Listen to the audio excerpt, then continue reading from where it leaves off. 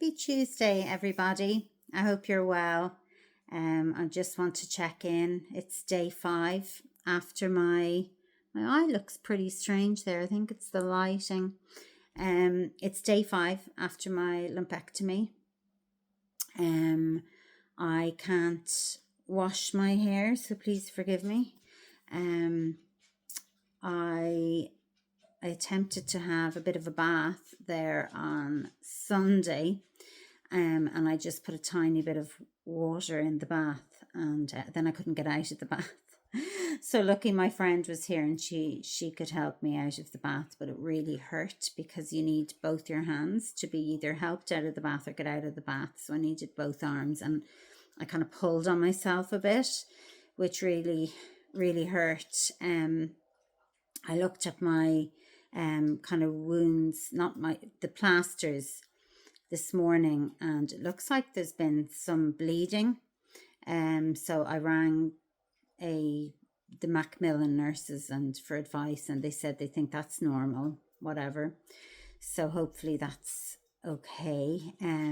Everything else seems fine in the sense that I'm not as weak, I'm not as dizzy. I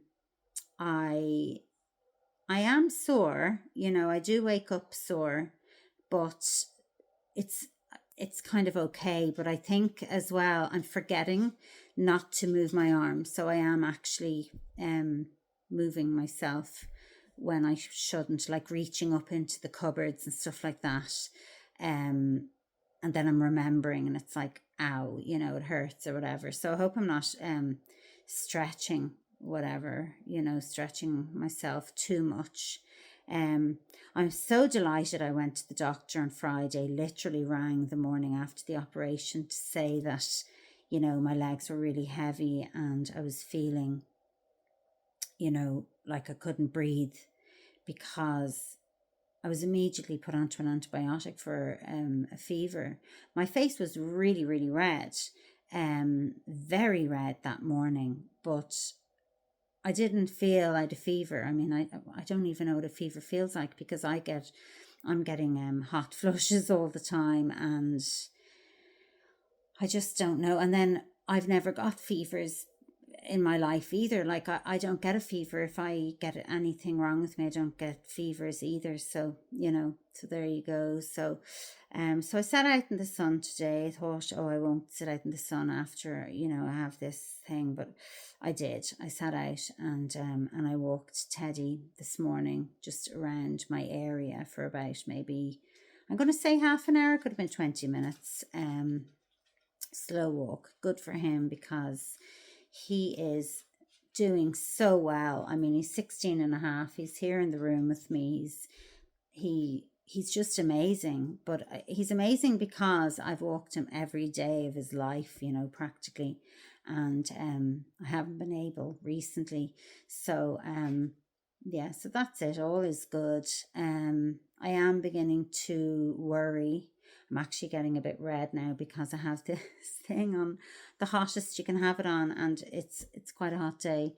It's just because I'm in my shorts and that under it, and I thought, oh, I'll come in and make myself nice and cozy, and I'm actually really hot.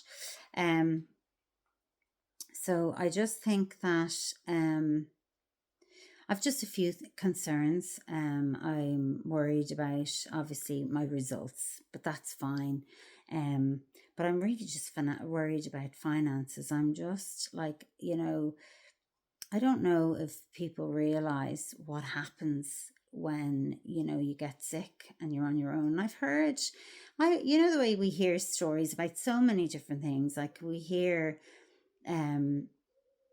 people are losing their houses and they're more, with their mortgage and everything else, or like you hear these stories.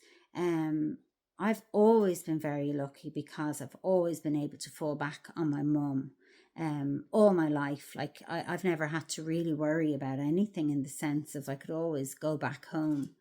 And when you're renting somewhere, and it's a pretty hefty rental, because it's very hard to find somewhere in this area. Like, it's virtually impossible.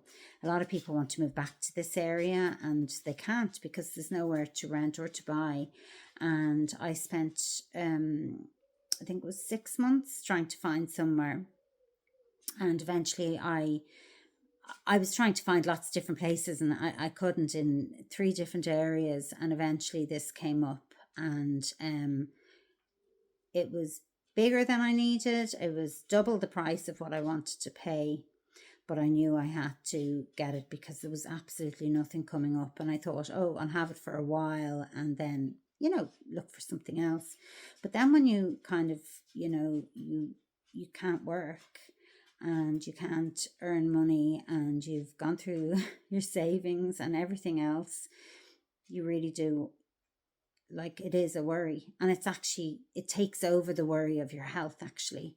And I don't know what it's like in Ireland to lose a job and to get sick. I don't know what people get. I don't know anything, but here it's I don't know the system, and it's not great, to be honest. So just if people could keep me in their prayers for that would be amazing. I really need prayers around things like, my home and what I'm doing. I keep asking the doctors what is next, like, can you tell me when I'll be finished my treatment? Can you tell me this? And they can't, because they're saying, look, Niamh, we don't know, there could be another operation, there could be this, there could be that, and we just can't. And that it's the not knowing, and like no timeline, and all of that. And that is a big worry. I don't have children, but I have animals, and that, it's, if it was just me, I wouldn't worry as much, but I do worry about my cat and my dog. So that's been on my mind the last few days. It's been on my mind for months, but it kind of comes up each time my rent is due and stuff like that, and it's just trying to figure out how to do it, and then bills and stuff. It's crazy, and it's getting worse because I'm really kind of coming to the end of all my resources. So there's that going on, and then it's just I thought then today I might have to go to the hospital because there was evidence of bleeding under my plasters, and but then I thought, how am I going to get there? I'm not allowed to drive. I don't know if I'd have the strength to go for an hour and a half on 2 buses to the hospital. And then an hour and a half back, so I just thought, I kind of went, the panic of it. Like, imagine they said, well, you'll have to come in, there's something wrong, and then, when I go back for my appointment, I basically don't have anybody to bring me, and I'm worried about that as well, because it's just a long haul to get to the, I'm not supposed to be driving, but maybe they will allow me to drive, I mean, I don't know how that goes. Like, do I decide that I'm okay to drive? Do they decide? I don't know if it's because of my arm, not the movement in my arm, or to do with dizziness, or to do with, I really don't know, to be honest. So there's all that going on in my head. And obviously I would love to see my mother. The pain in my heart, I cannot describe about my mother. And, over the years I've met people and they've moved away, or they've kind of not visited their mum, or whatever it is. And I used to think, how? Like, I'm on the phone to my mum like 5 times a day. I dream of my mum every night, actually. And I dream, and it's just like old times. So I'm ringing her on the phone. And like, I used to ring my mum on the way to work, in work, at lunchtime, on the way home from work, during the day. like, if I went on holidays, I'd ring her just as I got to the airport, just before I get on the flight, just as I land, when I get to the hotel, the next morning. I mean, constantly. And it's just, I was constantly on the phone to my mother, constantly on the phone to my mother. I found that difficult the first time ever, not being able to call her. It was when I came to Scotland. It was a little over a year ago, when I came here just to, I think, to visit someone. It was either to visit someone. I'd only been here once or twice, as in for a day or a couple of days. And one of those times was to bring over a carload of stuff to leave at the job where I was starting my job. And I remember not being able to ring my mum, like, because she was in a nursing home at the time. Like, not her full time, or maybe she was in hospital, but she wasn't able to really talk to me. And that was horrible. There's all these things, I'm very conscious that people's parents are dead. And I would think, oh my God, that thing of like, do anything to be with your mother, your father, hold their hand, just be with them. Like, I'm very touchy-feely with my mum, like really touchy-feely. Like, when I'm with my mum, I hold her hand, I rub her face, I kiss her, I rub her arm.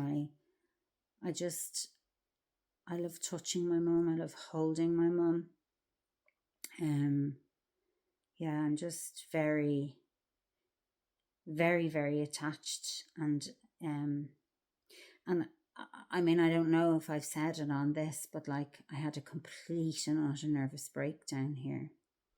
And it was all just the change of my mum gone. Like, it wasn't as if, I mean, people know that I've moved out of home. I've lived in different countries for like all my life. I've gone away for a year here, 6 months here, 3 months here, and I always come back home.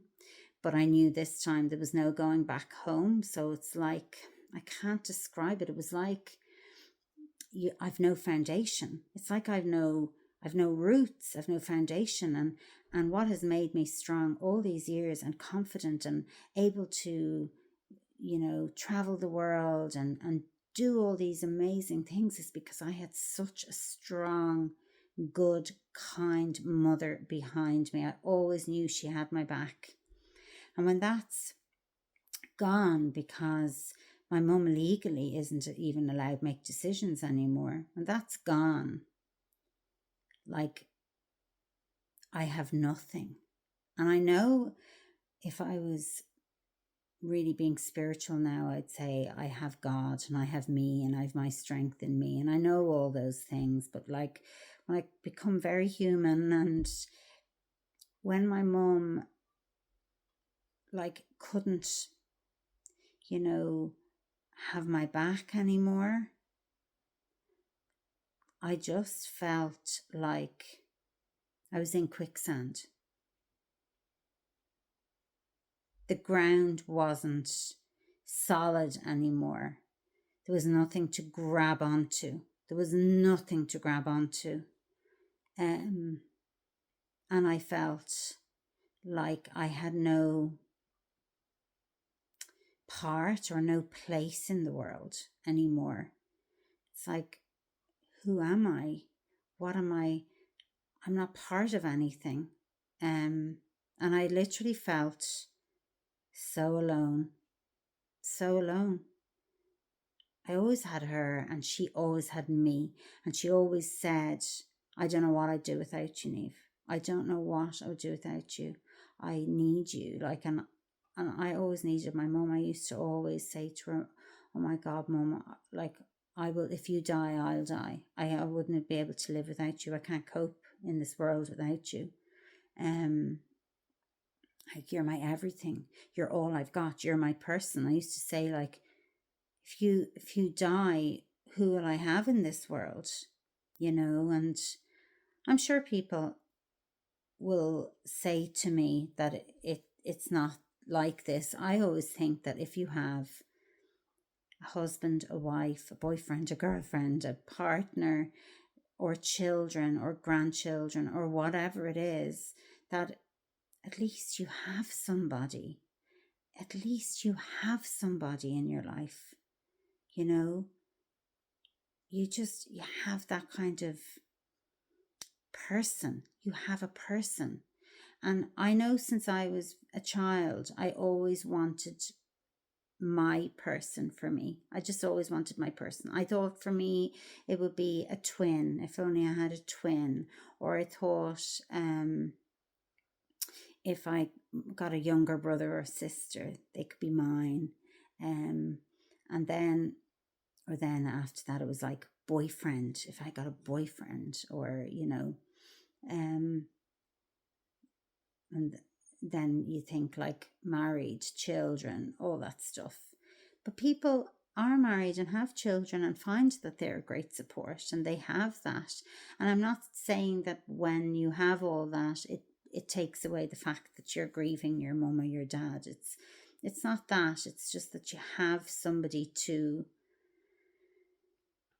go home to and hold you and talk to you, and you just have that person, that person. Well, mum was my person. It just worked out like that. That, she lost her husband very young, and then she lost my brother Paul and all of that. And she just relied on me and I relied on her, and it became, I suppose, a very codependent relationship. But that's the way it was. And so I have a lot of those little things going around in my head. I think of my mum and then I have to almost block it because it's all consuming. It's very overwhelming for me. For me to think of even coming home, like, forget financially. It's just because I have to rent a car when I go home. Because my mum she's outside of Dublin. That's my dog.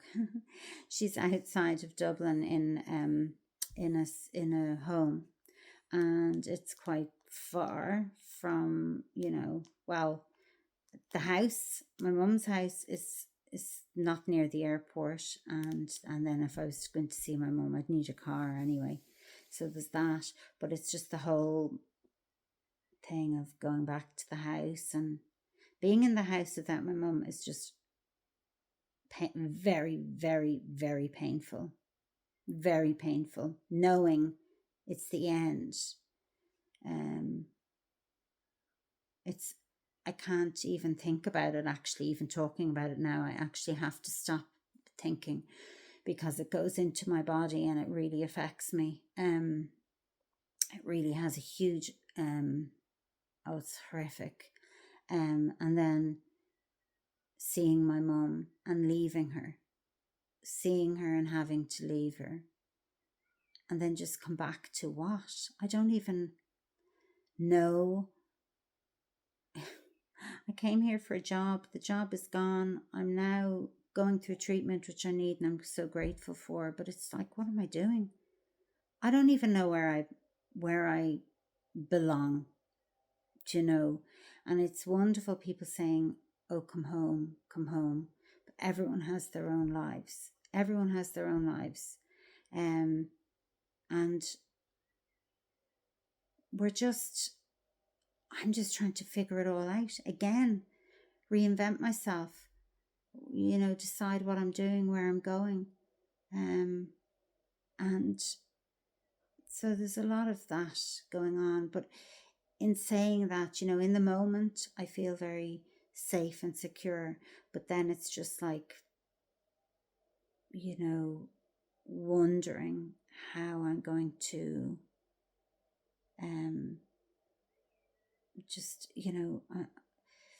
how I'm going to manage all this. I just don't know.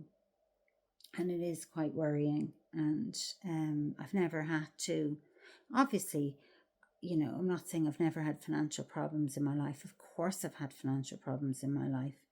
But I've been fortunate in the sense I've had really good jobs, and when things were difficult, I had my mum. I'm not saying my mum could give me money, because she couldn't, but she could always help me some way, shape, or form. Like, she could talk to me, she could say, be, obviously I lived there, and um you know sh it's just, I was always safe. That's what it is, safe. And that's one thing I have to say. When my dad died, I never felt safe in the world. um I wasn't safe anymore. I didn't feel safe. And that is why I want everyone around me to feel safe, all my animals, all the world. I think it's so important that we feel safe. That's why it's important for me to build a home and build somewhere where I feel safe and I can shut the door and light my candles, and and feel safe and secure.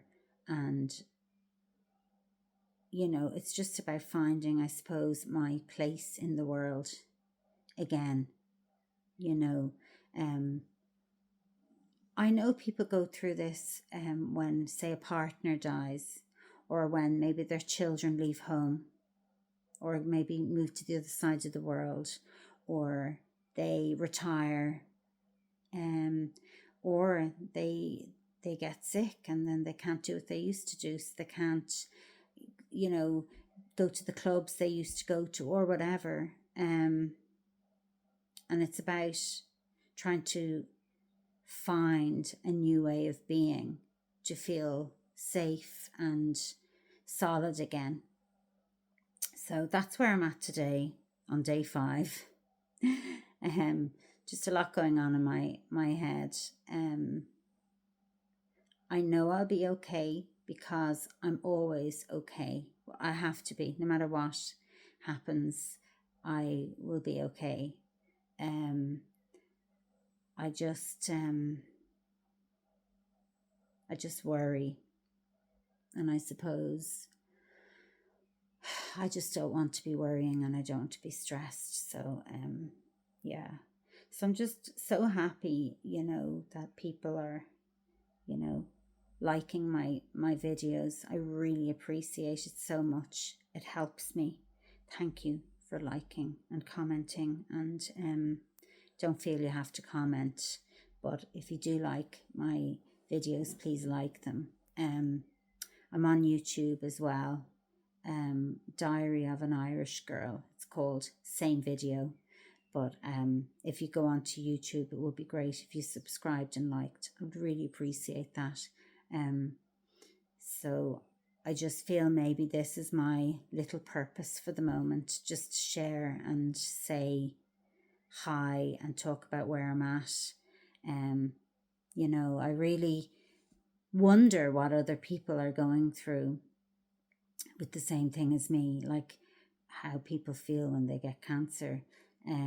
I've spoken to a lot of people who've friends with cancer, or who've whatever, but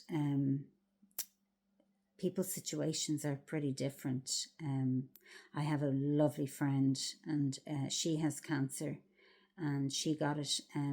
She was diagnosed in, I think, October, something like that. I was diagnosed at the end of December, and I even brought her to this holy place here. It's kind of like mini Lourdes, and lighting candles for her, and I was praying for her, and I was just so worried about her. And I remember saying to her, God, she's so lucky, because excuse me, because she has a husband, and she's got 2 sons, and she's got grandchildren, and she's got her husband's sister, and the niece, and she's got I think she's brothers and stuff like that, but she's got like her sister-in-law who's really close to her. She's got a lot of friends, and she lives in an area that's, everything's kind of around her. And I was saying to her, you are so blessed that you've her husband bringing her like to every single appointment, and if he couldn't, her son would bring her, and then the sister-in-law was coming around, and she was like cleaning and cooking for her. And I said, oh my God, I said, imagine I got sick. I said, what would I do? I said, I'd have absolutely nobody. And lo and behold, I did. And the fear around being alone and being sick is scary. People can come and help, and I've had my lovely friend Abby has come, and she collected me after my operation, and she stayed till Monday morning, and she was amazing and all that. But people have their lives and they go back to them, and it's just that you can't have somebody, at the drop of a hat to say, I need to go somewhere, I need to go to the hospital or whatever. It's just, where I think if you have a husband or something, maybe you can do that more with them. I don't know, maybe I'm wrong.